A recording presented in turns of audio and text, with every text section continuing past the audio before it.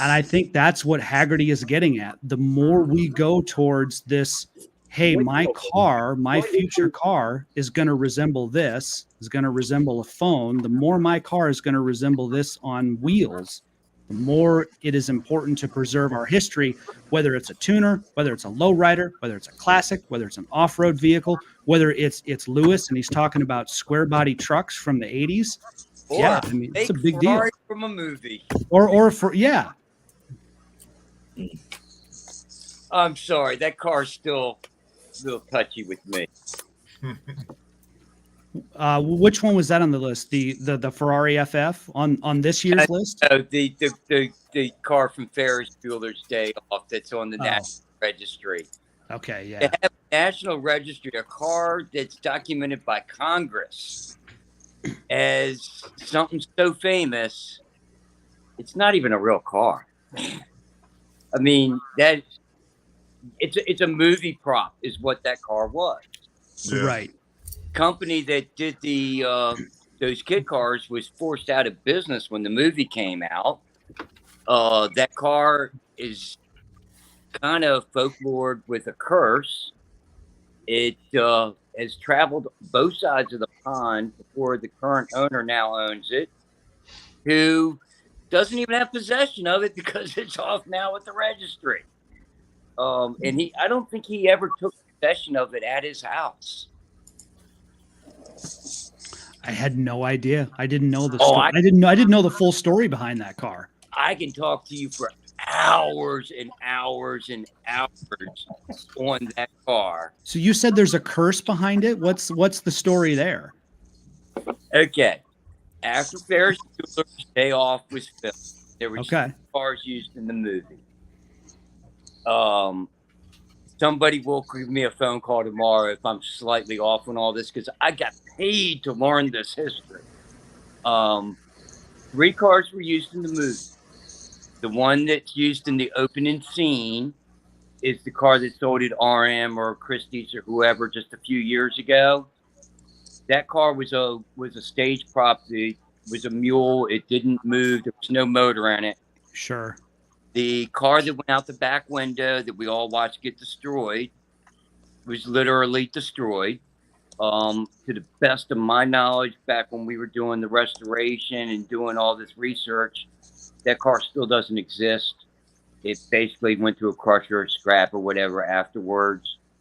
And then there's the car that was used in front of the high school and the jump scene in the parking garage. That's the car that I did the restoration on, or I was involved in the restoration on it. And now the historical car. The curse is the company that loaned that car to the movie company was forced out of business with a cease and desist order from Ferrari. They had to declare bankruptcy. The car was sold in a bankruptcy auction. Whoever purchased it apparently was going up the coast, Oregon, Washington State or something, ran it into a ditch. It then traded hands to somebody else who also ran it off the road, apparently. The car then traded hands again and went to Europe. Okay. I understand while in Europe, it was also, again, run off the road. Handling ain't too good. Car was never really beat up bad, but never really a good car to start with to even be driving. So the car was sold at Christie's auction or some kind of RM auction or whatever over in Europe. A gentleman in Maryland was light and big. He didn't plan to actually win the bid from what I understand. Car was then shipped and came into the port of Baltimore, where he went to get his car from what I understand, and he couldn't because the thing couldn't even run. And he gets a hold of the gentleman that I do all the work with, and they worked a deal. This was while I was not working for Greg at the Jaguar shop. Okay. The car came in. It was disassembled. by other people. I was not involved at this point. And then it went off to the paint shop. They got the paintwork done. It was in its reassembly. Had a fresh motor done at the machine shop. Rockville Ring and Binion. Doug did an awesome job doing that. The Ford motor, it's a Ford 302. I don't remember who did the C4 transmission. Did the transmission, and then it was the final stages of its reassembly that I was then asked to come back in and finalize it out. If you watch the movie in front of the high school, you'll watch him take his arm and go straight back with the gear shifter as they go off from the school. It clearly shows in that scene that the car has an automatic transmission in it. There's some other subtle things. Now, in the movie, the car, like I said, had an automatic transmission. The shifter was that of a Mustang 2 or a Pinto. Sure. Whole center floor shift that everyone used in their hot rods, get them from anything. The car now has a low car shifter in it. It's a floor mount low car, not a trans mount low car. If you watch the movie, the gauges in the car. Okay. There is a Smith gauges and Jaeger gauges, I believe it is. Or with Smith gauges and VDO gauges. There's mix in the gauges. And we had to duplicate that on the restoration. There's a lot of other subtle things you'll see in the movie. I think there's about 8 or 10 subtle details different on that car today than what it was in the movie. It does stop now. We did the brakes properly. It was a mismatch of parts on the brakes, mismatch on the steering components. But all in all, pretty cool. And I had no idea. The best part is when that car was finished on its restoration, long before the Historical Society ever thought about taking on that car, I believe, because I think it's number 7 in the registry. Okay, yeah. And it was one of the cars on display on the Capitol Mall in DC inside the glass. Yep, that they do every year. Yep. I think it was like the third one to ever be displayed. I think they did them 2 at a time, and it was in the second week or something. I don't remember how all that went. Yeah. But the Bullet car was at the same time frame. When I finished off with the restoration of that car, would have been 2011. The Rockville Car Show in Rockville, Maryland was coming up, and that was going to be pretty much its unveiling of that car back to the public to be seen. And that's when my wife and I first got back together. So that car show, and that was kind of our first date back together. So Jerry said, "What are you doing today?" I said, "We're going to a car show." There you go. I had no. So you worked on the movie car then, the actual. Yes. That's awesome. No, it's not. I mean, I think it's cool, but I mean, I guess, yeah. I mean, based on your story, but it's still. I mean, it's neat. That's cool though. Thank you for that's. Yeah, I like that. I've worked on a lot of really unique historical cars, and I've gotten a paycheck. I don't necessarily get the credit or the recognition for them. But hey, I did get a paycheck. Harris paid me well for close to 3 years. Yeah. I might have missed something, but I still don't get where the curse came in. I don't know where it came in, other than the car continues to be wrecked by everybody who owns it. Oh, okay. All right. Yeah. It can't stay on the road. That happens. That happens. And as far as movie cars go, with my time dealing with Barris cars, I'm still dealing with them. You see the TV stuff is always, a lot of times a car got an automatic just because the star couldn't drive a stick. Yeah. Right. I just saw a video on that just the other night. I forget what movie I was watching. It was a video about the movie. So that's very common. It just makes it easier. But yeah, I don't know. Yeah, Hey guys, I gotta if jump anybody ship. sends me a private message, I'll gladly share some of the fake Ferrari Ferris photos that I have in my phone. Um, There you and go, Carl. there's That's still cool. there's a picture of me. It was from my last trip up to Maryland. Um, I was doing some work at the Jaguar shop, and there's a poster in the backside of the reassembly room at the Jaguar shop of Ferris down on the mall. Okay. Because I guess after the mall, it's at the Henry Ford Museum now, from what I understand, from what I'm remembering. Okay. The Okay. car is actually at the Henry Ford Museum in Detroit, so you can go. Yeah. I'm not far from there. Yeah. It went to the AACA Museum in Pennsylvania for a while. Sure. And it was when it was being moved out of the AACA Museum that a lot of the display boards and stuff were getting ready to go in the trash, and Greg grabbed them up. So apparently he's got it at his home in Florida, and he's got some of it at the house and the shop in Maryland. Mm-hmm. Maybe you guys can clarify this for me. I mean, I obviously know the movie, watch the movie, like the movie, but why would that car become such a cornerstone of automobilia and interest? There's so many other cars in movies that are, Yeah. more desirable. I think maybe I'm missing something. I don't know. I don't know what made that such a pop culture feature the 80s generations. Yeah. I get it because the movie, and the movie is really what. Right.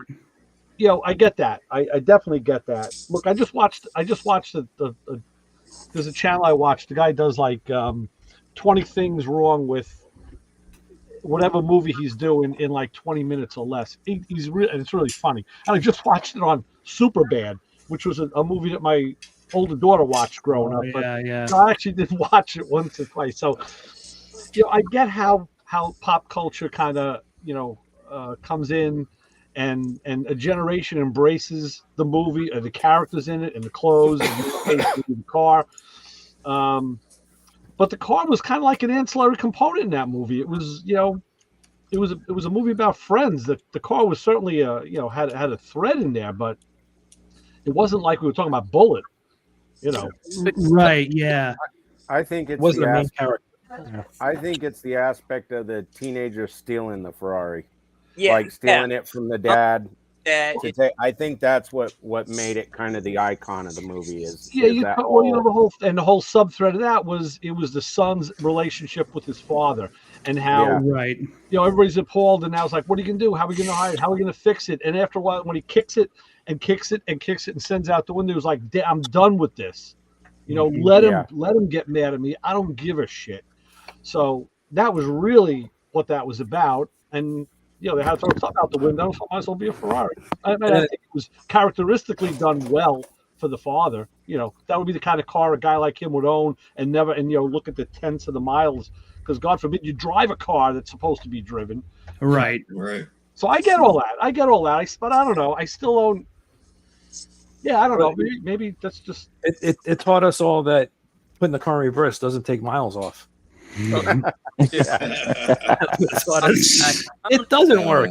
Well, that's one of the things. That you talk about that. That's one of the things, Keith, that whenever I watch TV or a movie, and there's a chase scene and they zero in on the speedometer and you see the car going 80 or 100, the odometer is never moving.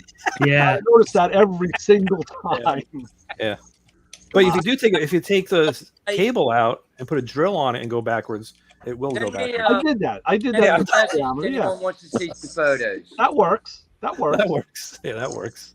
Hey guys, I gotta jump ship. All right, Lewis. So, All right, Lewis. Thanks. so Carl, Louis.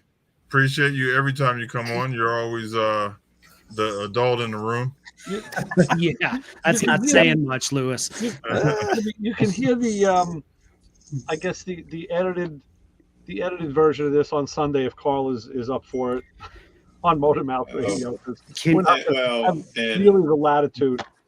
and Well, we're being reserved how we normally act because we're in the presence of a brilliant person. So Yeah. Well, I think Don't the stop same talking about about Matt yourself. Coman Bryan, by the way, that I think the same about him being brilliant. So you're right. yeah. So Joey was talking about himself, Carl. Don't get No, it no, wrong. no, Yeah, yeah. Listen, all I do is plastic right now. Okay, so anybody can do that.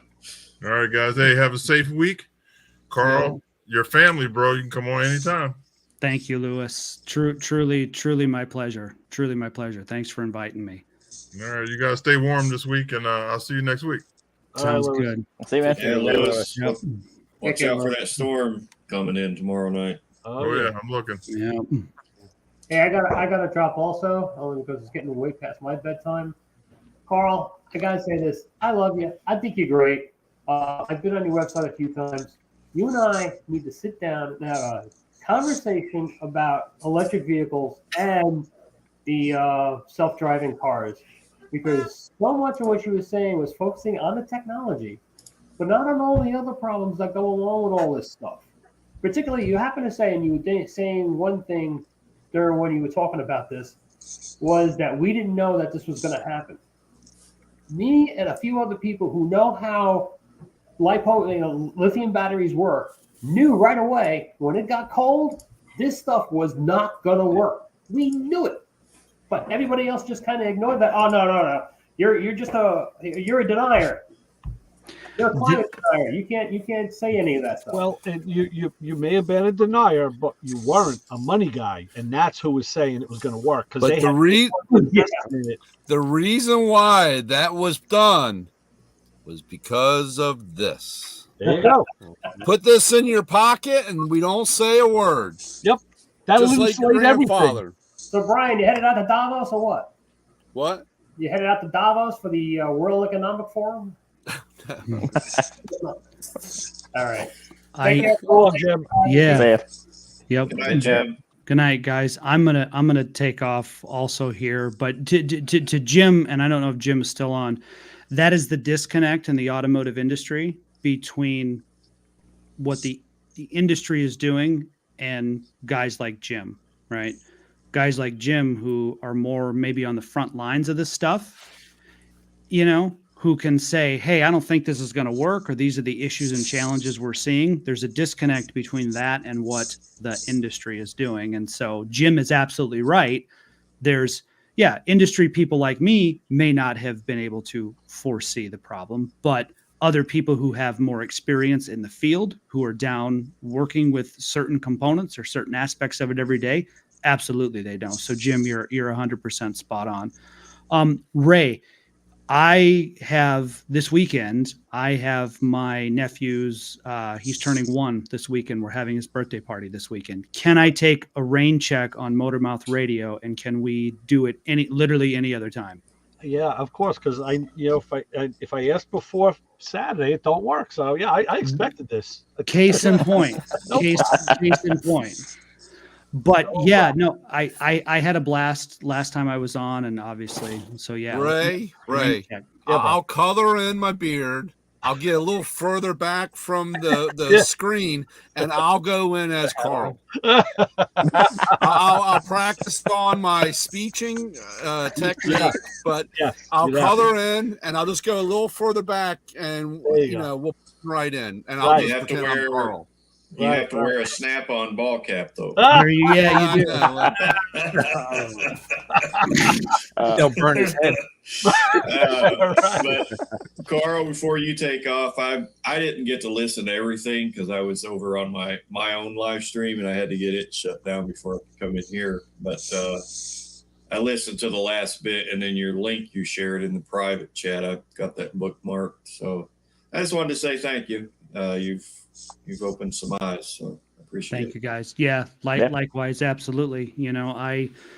I credit a lot of my Ray. I've told you this before, and I'll happily say this on the air again next time after, but you're gonna have to ask me on Saturday so it works out. Right. But I credit a lot of my time on Motormouth Radio of, changing my viewpoint on a lot of things, you know, and taking what I learned from the industry and working in the industry every day, and then questioning what the industry is saying to say, you know what, how would that jive with the motor mouth radio crowd? How would that jive with the playing in traffic crowd? Because I don't think these guys, I don't think that's what these guys are looking for, or I think these guys would have some objections or some questions. I think that, you know, these are some guys that, you know, these are some opinions and thoughts we need to consider. But yeah, Joey, you know, you're absolutely well, you know, thank you for the kind words. Always a pleasure. And Carl, maybe, you know, when you first came in with us on Motor Mouth Radio, I was doing the show with Joe, and you couldn't have hit. And again, I say this with virtually every guest that we've had over the years who have become friends. I wonder how we got that guy in. Like, what was the first time? Like, how did we seek them out, or did he seek us out? That's rare, but yeah. So I don't remember. But I say, you know, you unwittingly walked into for a better word, a lion's den of New York ism between Joe and I. Now, and I got to say this. I will say this about probably the only time I'll ever say something to my own credit. We do not ever sandbag people, and we don't set them up for the fall. We don't look to set the guy up and then pounce. We don't do that. But when you ask the questions of us, the one thing that we always do is answer honestly. And I tell people, be careful what you ask me, because I'm going to give you an honest answer. And a lot of times people don't want to hear the honest answer. And Joe is another one. You know, Chris is a lot more politically correct than I am many times. That's you know, that's why we're Rowan and Martin. We kind of work well like that. But Joey, on the other hand, was like, sometimes I'd have to pull him back. Like, whoa, yeah. I think in one of the autonomous cars discussions, I think you had phrased a question. I don't remember if it was you or Joe, but you're like, something doesn't smell right in that cannoli or something like that. It was really funny. I don't remember even what we were talking about. I don't remember. See, now in a live situation, sitting in the garage or in the shop, that would have been like the smack in the head moment. It would have been like, yeah, hey, Dumbo, what was that? Say that again. Slower this time. Right. That's why when you're with your friends, you know. And I feel like the last few shows we've kind of left everybody on a cliffhanger because people are calling right up until the very last minute. So we can't, you know, get to all the calls. And I think it's because we're hitting some hot button topics, EVs, software defined cars. You know, we're hitting some topics that people feel passionately about. And frankly, they're raising very good questions, like the caller that asked, hey, I live in a neighborhood where people park on both sides of the street. This is impossible. No, what are you going to do? Put a charging station for every car? But you know what they're changing to, and eventually that type of neighborhood will be gone. Yeah. Because not here. Well, I'm telling you, because there have been for 30 years, stuff around here hasn't changed. And in the last 5, they've gone in and wiped out whole neighborhoods, and they put these town centers up now. Yeah. And basically it's 60 stores with 400 units over top of it. And why do you need to drive? You have everything here. No, everything's there. Work downstairs, live upstairs. Have you been to Queens? I understand. It will eventually, you know, after they drop the bomb and they clean out half that shit, don't worry, the town center's coming in. Well, watch The Simpsons. Don't get me started, please. I will say to that point, the governor of this state is pushing for municipalities to do more affordable housing units, you know, which are smaller units and all.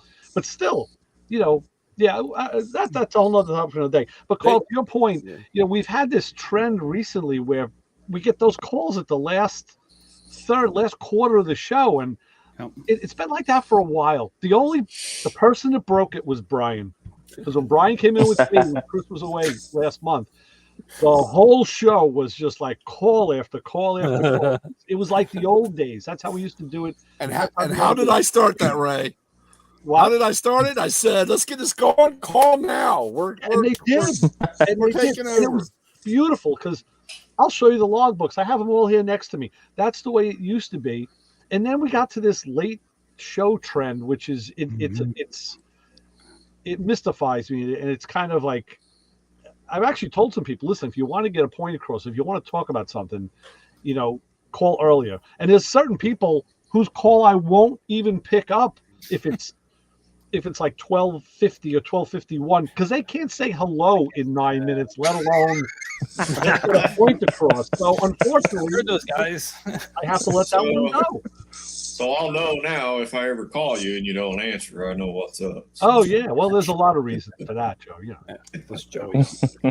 Yeah. So well, it's fun. I mean, taking the calls are a lot of fun, and I like hearing the stories of what guys are doing, and I think that's what we miss in the industry because we're so industry focused. We're so driven on the future. We're looking ahead. And when you do that, and I think, Ray, I talked about this on a show I was on. I watched those Haggerty documentaries over the summer on the turbine car and the Hudson Hornet. And I had been in so many meetings and strategy sessions and industry stuff. And I'm like, I forgot like what it was like to enjoy a car, and I think industry people forget that. They forget the love of cars. And so when you get on a radio show, and I used to love those, there was a motor mouth radio type show when I was growing up that was on an AM station, same kind of thing. I used to love listening to it. People would call in, hey, I'm having an issue with my brakes or my car's doing this, or, and those guys would like diagnose on the other end, and it was like great radio. And I think that sometimes us in the industry, what's that? That was Pat Goss that had that show. Yeah. But wasn't it like click and clack or something? I was going to say click and clack were up here in New Hampshire. That was Tom and Ray Marizziogli. Yeah, they were. I think that was called Car Talk or something like that. It was Car Talk.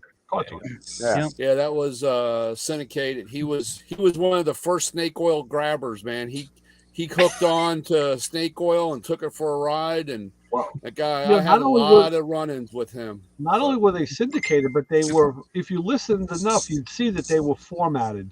Each call, each time, it was very much the same, and even their questions to the callers were always the same, and they happened to be very good at interplay.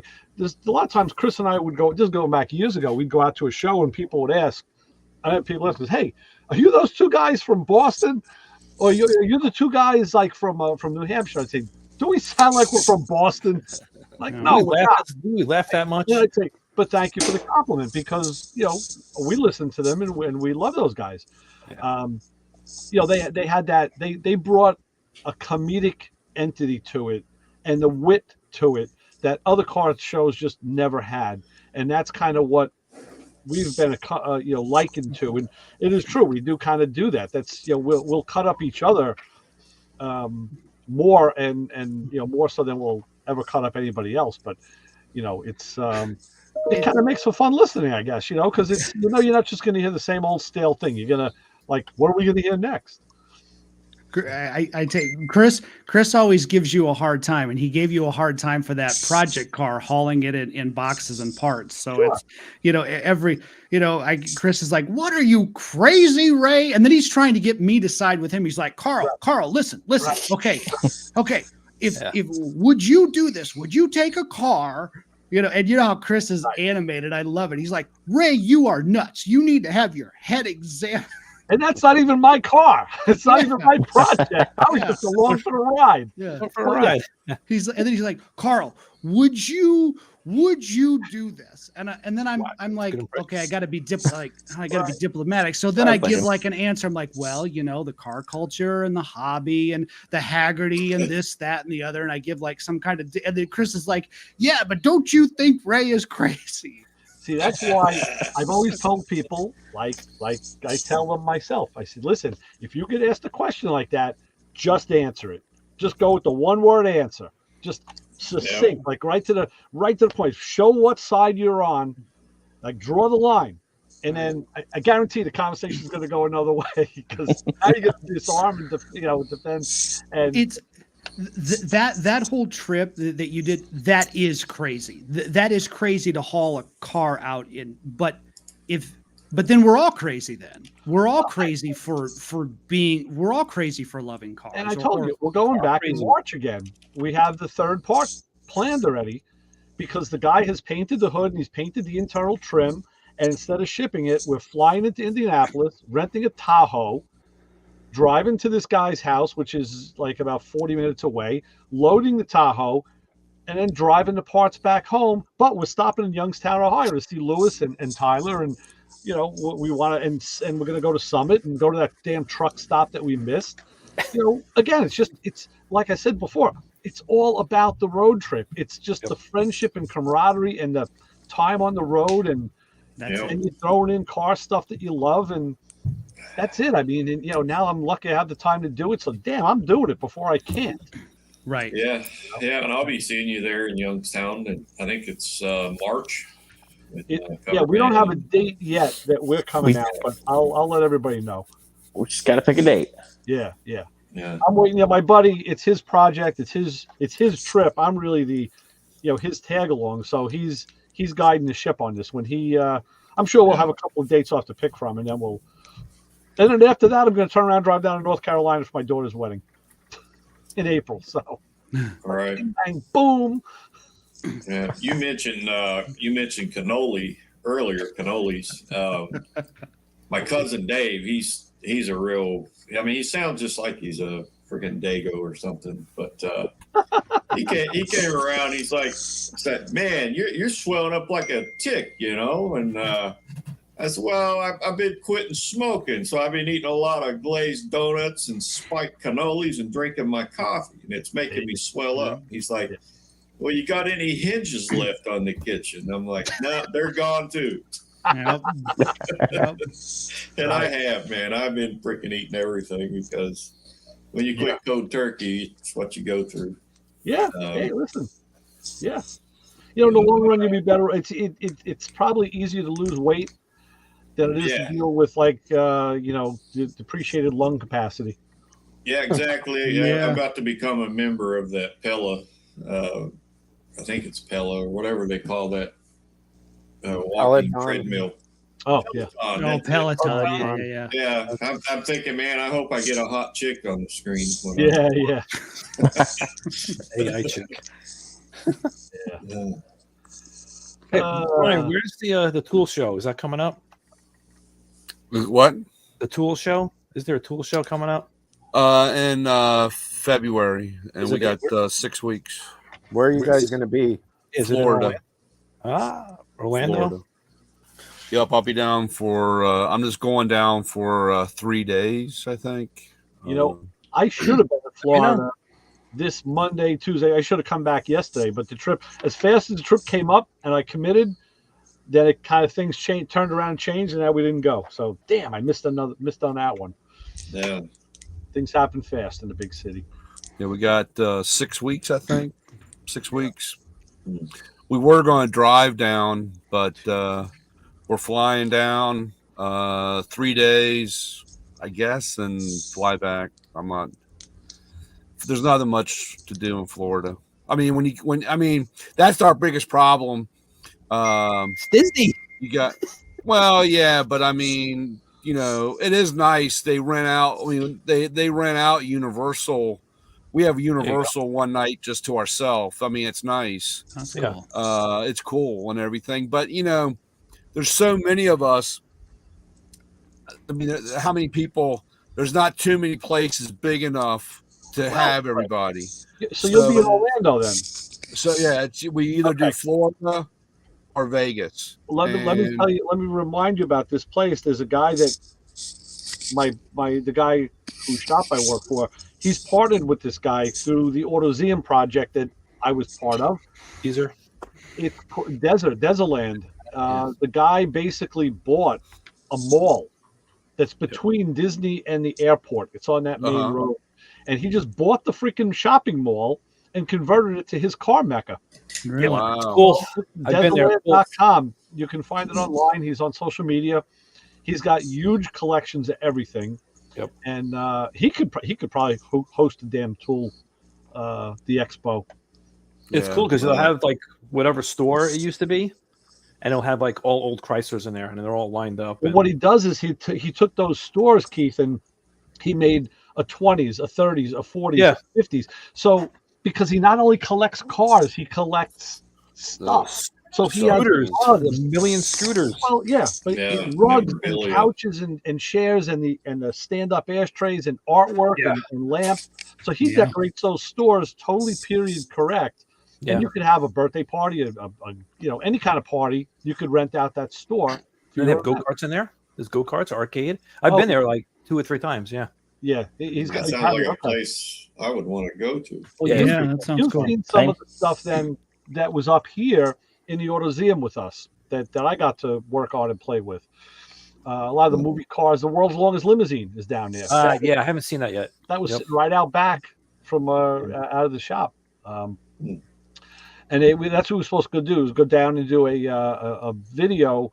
There was some guy from Europe coming in, and Supercar Blondie was coming over, and Ooh. they're going to land a helicopter on the damn thing. It's got a helipad on it. Yeah, cool. And then the European dude, his schedule had to move up by 2 days, and I could have done it. Well, actually, I would have had a problem with Sunday, but Mike had a commitment for the weekend, so he couldn't change his plan. So we had to say, okay, we can't go. Yeah, it's like an hour and a half for me. Probably not even. Definitely, I haven't even been down there yet. I've had a couple opportunities and I didn't take them, but I'll get into that. But it's something you can check out. So, Carl, yeah, we'll keep in touch and we'll get you in, and maybe by then the cars will thaw out and Yeah. All the Teslas to be able to charge. Yeah. I should be good in any other week, but this week because of my nephew's birthday. But other than that, any other week, I'm game. I'm game. So it's always a pleasure, gentlemen. So Hi, Carl. Good talking to you, Carl. yep. Enjoy the weekend, guys. Thanks again for having me. All right. Take care, Carl. Thanks. Have a good night, Carl. Safety. Good night. All right. All right. Yeah. Hey, Brian. I'm gonna end this stream now. We'll stay on and talk amongst ourselves. So Lewis Lee and Carl Anthony, we're ending, and we'll be back next week. We'll do it again. Maybe with a guest, maybe not. I don't know. But